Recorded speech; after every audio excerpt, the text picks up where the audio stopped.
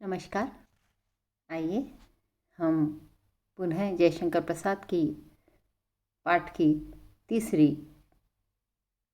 चौथी कविता पेशोला की प्रतिध्वनि का अध्ययन करते हैं।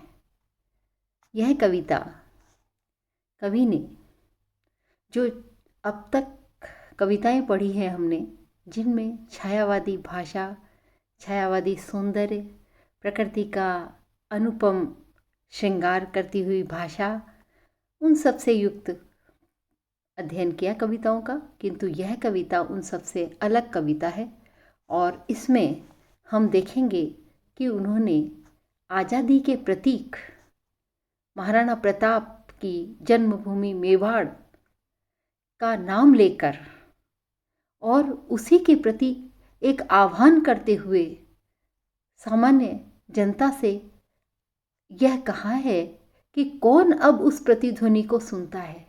पेशोला शब्द यहाँ पिछोला शब्द का प्रतीक बनकर कवि ने लिखा है और यह कविता उस समय लिखी गई जब हमारे देश में आज़ादी का जो जज्बा था वो हर दिल में धड़क रहा था। लगभग 1925 और 30 के बीच की यह कविता है और इस कविता में देश की जो आज़ाद करने वाली ध्वनि थी वो हर दिल के अंदर, भारत की हर भारतीय के अंदर एक जज्बा बनकर उमड़ रही थी। और उसी समय इन्होंने इस कविता के माध्यम से यह आह्वान किया है।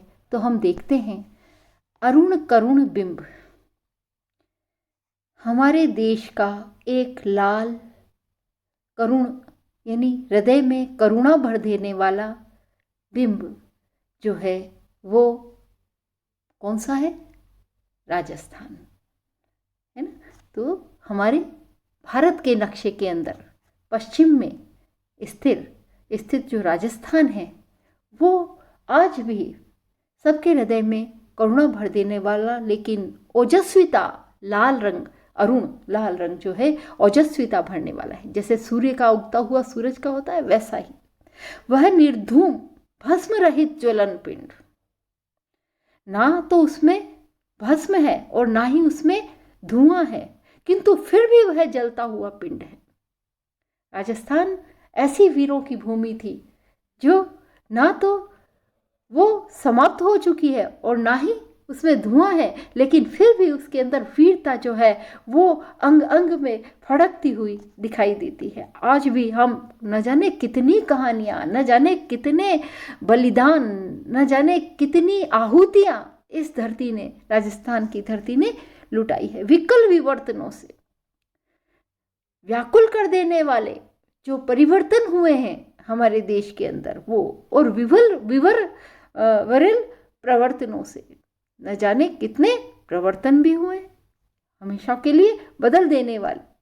श्रमित नमित सा, वो आज भी श्रम से युक्त है, फिर भी विनम्रता सा दिखाई देता है। देखिए, एक तरह का उपमा है ना, सा, कितनी सा लगा कर, है ना, उपमा अलंकार वही तो होता है जहाँ पर सा, सम, सी ऐसे शब्द उपमेय के समानता बताने के लिए दिखता है। तो वह विरल प्रवर्तनों से श्रमित नमित सा, पश्चिम के व्योम में आज निरालंब सा। वो क्षेत्र आज इस भारत भूमि के पश्चिम के आकाश के अंदर निरालंब के रूप में, निरालंब यानी किसी का आश्रय नहीं। एक समय था जब यहाँ पर वीरों की भूमि थी और यहाँ का एक दृढ़ जो है वो शासक खड़ा हुआ था और उसने आज़ादी की लड़ाई लड़ी थी, लेकिन आज वो निरालंब बिना आधार के खड़ा है। आहुतियां विश्व की अजस्र लुटाता रहा। इस धरती ने, विश्व के अंदर कोई ऐसी धरती नहीं है जहां इतने बलिदान देश के लिए हुए हो, देश की स्वतंत्रता के नाम पर हुआ।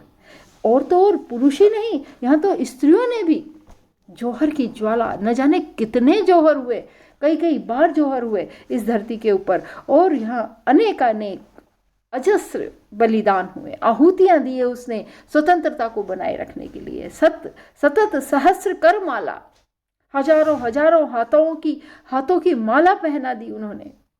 तेज ओज बल जो वदान्यता कदम सा, वह तेज और ओज से भरा हुआ। मैंने कहा ना कि इसकी पहली बार ये कविता हम देख सकते हैं जिसके अंदर जयशंकर प्रसाद की भाषा ओजपूर्ण है। और वो ये कह रहे हैं, तेज ओज बल सा, जो तेज और ओज में एक शक्ति के समान, कदम्ब के समान खड़ा हुआ वहां दिखाई देता है। पुनः उपमा, पेशोला की उर्मियां है शांत, यद्यपि पिछोला की जो लहरें हैं वो अब शांत हैं। घनी छाया, चारों तरफ जो पेड़ लगे हैं उनके बीच में छाया है। तट तरु है चित्रित तरल चित्र सारी से, उसके आसपास जो वृक्ष है और आसपास जो चित्रकारी हुई है, पिछोला के आसपास हम देखें, क्योंकि हम तो इसी भूमि से हैं, मेवाड़ की भूमि से ही है, तो और उदयपुर हमारे लिए ज़्यादा दूर नहीं है, तो हम अगर कभी जाकर देखें तो पिछोला इतनी शांत, इतनी सुंदर दिखाई देती है, लगता है इसका अपना यौवन काल कितना उज्जवल रहा होगा। तो उस समय का हम देख सकते हैं इसके अंदर कि जब इसका समय था ये कितनी सुंदर रही थी। इसके आज भी चारों तरफ खड़े हुए वृक्ष, उसकी जो चित्र सारी है वो आज भी मन मोह लेती है। झोंपड़े खड़े हैं बले बने शिल्प के विशास, इसके आसपास जो मकान बने हुए हैं, जो झोंपड़े कभी ने यहाँ पर झोंपड़े कहा है, लेकिन वो उस समय के महल हुआ करते थे, वो आज शिल्प के विषाद से बहुत सुंदर बने हुए हैं लेकिन अत्यंत दुखी है। क्यों? क्योंकि उसको बनाने वाले, वो उसका निर्माण करने वाले और उसकी जो शोभा थे वो समाप्त हो चुके हैं। इसीलिए कवि कह रहा है कि उसने सतत करमाला से ओज तेज ओज बल से व दान्यता कदम्ब सा, कदम्ब के समान वो अब यहाँ पर दिखाई दे रहा है। पिछोला की जो उर्मियाँ हैं वो शांत हो गई है। घनी छाया में तट तरु है चित्रित तरल चित्र सारी में, झोपड़े खड़े हैं बने विषाद के शिल्प के विषाद के, दग्ध अवसाद के, अत्यंत पीड़ित, दग्ध, जलते हुए दुख से खड़े हुए ये झोंपड़े हमें उस पिछोला की चारों तरफ दिखाई देते हैं। धूसर जल खंड खंड झटक पड़े हैं। ऐसा प्रतीत हो रहा है कि धूल से जो जैसे बादल होते हैं ना, काले काले काले बादल है ना, तो वो उसके ऊपर आसपास के वो काले पड़ गए हैं इतने समय में।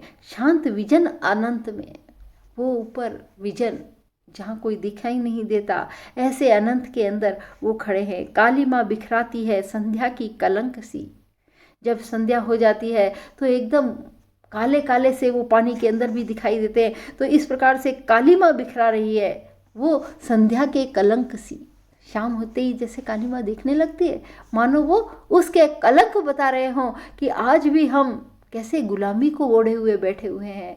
जिस भूमि पर कभी स्वतंत्रता के लिए कई आहुतियां दे देने वाले वीर हुए हैं, वह भूमि आज कितनी गुलामी के अंदर त्रस्त है, पीड़ित है, अपने कलंक को व्यक्त करती हुई सी। दुंदुबी मृदंग तूर्य शांत स्तब्ध मौन है। आज है ना, इन्होंने कहा है जब पहले थे वहां दुंदुबी बजा करती थी, मृदंग तूर्य, बहुत शोर शराबा हुआ करता था, वीरता के ओज के गीत गाए जाते थे, लेकिन आज सब शांत है ना। मैं उस समय की बात, उस समय की जो समय था ना, वो जब स्वतंत्रता का आंदोलन चल रहा था, जब ये कविता लिखी थी कवि ने, उस समय संभवतः कवि यही कह रहे हैं कि फिर भी पुकार सी गूंज रही है व्योम में। चारों तरफ शांति है, लेकिन आकाश के अंदर एक गूंज हमें आज भी प्रतिध्वनित होती हुई सुनाई दे रही है। कौन सी गूंज? कि कौन लेगा भार यह, कौन विचलेगा नहीं।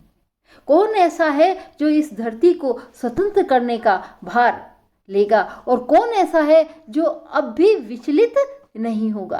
यानी अपनी धरती को गुलाम देखकर, अपनी धरती को पीड़ित देखकर, मानवता को शोषित देखकर कौन ऐसा होगा जो विचलेगा नहीं। क्योंकि इस धरती के ऊपर, इसी मिट्टी के ऊपर महाराणा प्रताप ने स्वतंत्रता की आहुति देने के लिए जंगल जंगल भटकते रहे, अनंत दुख पाए, लेकिन फिर भी वो स्वतंत्रता के लिए एक लोध जगाते रहे। उस धरती को आह्वान करके कवि कह रहा है कि कौन ऐसा है जो इस धरती की कहानी सुनकर, उनकी शौर्य की कहानी सुनकर विचलित नहीं होगा। दुर्बलता इस अस्थि मांझ की, ठोक कर लोहे से परख कर वज्र थे। वो भी एक सामान्य व्यक्ति था, जिस प्रकार हम अस्थि मांस से बने हुए हैं जो बहुत ही कमजोर होते हैं, लेकिन उन्होंने अपने इस सामान्य शरीर को लोहे से ठोक कर, प्रखर वज्र से जो है उन्होंने कठोर बनाया प्रलयोल का खंड से निकष पर कसकर, और उन्होंने मान लो निकष पर कसकर, कसौटी पर कसकर प्रलय मचा देने वाली जो उल्काएं हैं, प्रलय मचा, चारों तरफ प्रलय मचा देने वाले जो वीरता थी उसका निकष कसकर हम आज जब मेवाड़ की भूमि के आसपास जब चारों तरफ देखते हैं, चाहे हम चावंड में चले जाएं, चाहे हम यहाँ दिवेर जाकर देखें तो, और चाहे जब हल्दी घाटी का जो युद्ध हुआ उसकी एक एक कहानी को अगर यहाँ आकर देखें, इस मिट्टी को देखें, तो निश्चय ही हमारा रोम खड़ा हो जाता है कि ऐसे ऐसे भी कार्य होते हैं वीरता के, अद्भुत चमत्कृत कर देने वाले कार्य, स्वामी भक्ति के और वीरता के अद्भुत कार्य इस क्षेत्र में हुए हैं, जो हमें इस मेवाड़ धरा के अंदर कण कण पर बिखरे हुए दिखाई देते हैं चारों तरफ। चाहे हम कुंभलगढ़ जाके देख लो, दिवेर जाकर देख लो, चावंड जाकर देख लो, उदयपुर में देख लो, कहीं भी चारों तरफ बिखरा पड़ा है उनका शौर्य की कथाएं, जो हर व्यक्ति के मन में आज भी एक गजब का गर्व का एहसास कराती है। तो वो यही कह रहे हैं, चूर्ण अस्थि पुंज सा हंसेगा अट्ठहास कौन, कौन ऐसा है जो अस्थि शरीर हड्डियों से बने हुए शरीर को लेकर अट्ठहास लगाता हुआ, जिस प्रकार से महाराणा प्रताप ने लगाया, उन वीरों ने लगाया, वैसा अट्ठहास आज कौन लगा सकता है। तो उपमा अलंकार का हम रूप कहीं कहीं देख सकते हैं, लेकिन उन्होंने एक सामान्य सी कल्पना को इसके अंदर किया। साधना पिशाचों के बिखर चूर चूर हो गए। पिशाच जो होते ना, वो क्या मांस खाया करते, जब युद्ध हुआ करते थे तो ऐसा कल्पना किया करते थे कवि। तो यहाँ पर कह रहे कि पिशाचों की जो साधना थी वो भी चूर चूर हो गई, वो भी खुश नहीं हो सके, उड़ती धूली सी उड़ेगी किस दप्त फुत्कार से। कोई फुकार मारता हुआ जैसे नाग सर्फ जो है वो किस प्रकार से धरती को अपनी ज्वाला से भर देगा। कौन लेगा भार, यह जीवित है कौन, कौन अब ये भार ले। देखो जीवित है कौन, ये शब्द कह रहे हैं कि जीवित वही होगा जो स्वतंत्र रहेगा, जो स्वतंत्रता के लिए युद्ध करेगा, जो गुलाम होकर कभी नहीं जिएगा। तो जीवित शब्द यहाँ पर व्यंजना व्यक्त करने वाला है।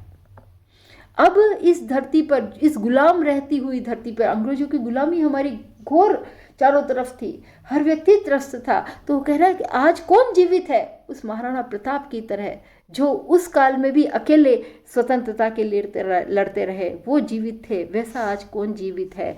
सांस चलती है किसकी, कहता है कौन ऊंची छाती कर, मैं हूँ मेवाड़। आज कौन है जो ऐसा कह सकता है कि मैं मेवाड़ हूँ। मेवाड़ एक प्रतीक है महाराणा प्रताप का, शौर्य का, वीरता का, स्वतंत्रता का।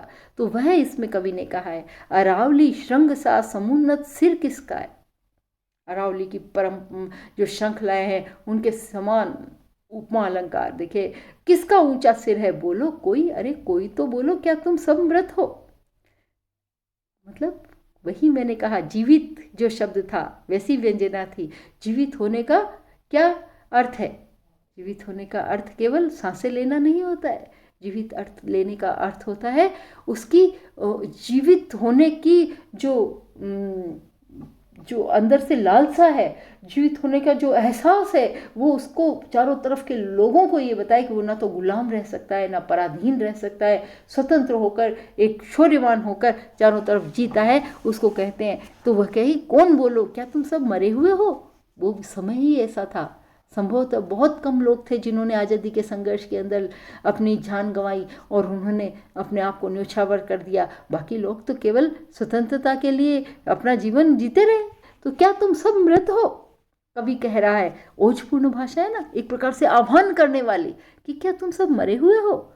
आह इस खेवा की कौन थामता पतवार, ऐसे अंधर में, ऐसी आंधी के अंदर कौन ऐसा है जो इस हमारी इस गुलामी की जकड़ी हुई जंजीरों में हमारे नौका को, स्वतंत्रता की नौका की पतवार को थाम ले। अंधकार पारावार, चारों तरफ अंधकार है और हमारा भाग्य भी गहरा गहरा सा दिखाई दे रहा है, अंधकार में ही दिखाई दे रहा है। उमड़ रहा है ज्योति रेखा हिंद क्षुब्ध, वो केवल कोई ज्योति, कोई प्रकाश हमें कहीं नहीं दिखाई दे रहा। क्षुब्ध, दुखी हमारा जो भाग्य है, नियति, वो इस प्रकार से दिखाई दे रही है ना। उपमा अलंकार, नियति के समान खींच ले चला काल धीवर अनंत में। काल धीवर समय, समय रूपी जो नाविक है वो हमारी इस नाव को अनंत में ले जाता चला जा रहा है। पता ही नहीं लग रहा, ना हम स्वतंत्र होंगे, पता नहीं कब स्वतंत्र होंगे, कैसा हमारा समय होगा। तो इस प्रकार से वो कह रहे हैं, सांस सफरी सी अटकी है किसी आशा में, फिर भी हमारी सांसें अटकी हुई है कि कहीं ना कहीं तो कभी तो स्वतंत्र होंगे, कभी तो पेशोला की इन तरल मंडलों से, इस पिछोला की जो लहरें हैं उन्हीं में से वो शब्द गूंजेगा व्याकुल कर देने वाला, किंतु ध्वनि कहाँ, हमें ध्वनि सुनाई नहीं दे रही। गौरव की काया पड़ी है प्रताप की, वही मेवाड़ है। अपना गौरव गुंजायमान करती हुई जो माया है वह आज भी यहाँ पर प्रतिध्वनित होती हुई सुनाई देती है। ये वही मेवाड़ है, किंतु आज वह प्रतिध्वनि कहाँ, आज तो वह प्रतिध्वनि भी नहीं आ रही है जो हमें स्वतंत्रता की ओर ले जाए, जो हमें स्वतंत्र करा दे। तो और हम अगर इसे प्रासंगिक कहें तो आज भी हमें ऐसा ही प्रतीत हो रहा है कि कोई ऐसा व्यक्ति है जो हमें एक आशा के खुले आकाश के बीच में ले जाए, उस समय में ले जाए जहाँ पर एक सुंदर देश का निर्माण हो, हम भारतीय उस गर्व के साथ जी सकें, ना तो किसी के सामने सर झुकाएं, ना ही अपना जो स्वाभिमान है उसे कहीं गिरवी रखें। हम केवल स्वतंत्रता से जीना चाहते हैं। ऐसी मेवाड़ धरा, ऐसे प्रताप न जाने कब अपनी प्रतिध्वनि अपने को गुंजायमान करेंगे। तो इस प्रकार से यह सुंदर कविता कवि की ओजपूर्ण भाषा के अंदर लिखी गई कविता है, जिसमें उपमा अलंकार जगह जगह पर दिखाई देता है। हर जगह उन्होंने एक ओजपूर्ण आह्वान किया है कि इस देश को स्वतंत्र, इस धरती को स्वतंत्र कराने वाला प्रताप साहब पुनः कोई आएगा क्या। यहाँ पर जैसे व्यंजना शब्द शक्ति, लक्षणा शब्द शक्ति स्थान स्थान पर दिखाई दे रही है। तो भाषा का सौंदर्य भी अद्भुत है और यह कवि की ओजपूर्ण विशेष कविता है जयशंकर प्रसाद की। जयशंकर प्रसाद काव्य की विशेषताएं जब हम लिखें तो इस कविता का भी जिक्र अवश्य करें, क्योंकि यह ओजपूर्ण बहुत ही प्रमुख कविता है। धन्यवाद।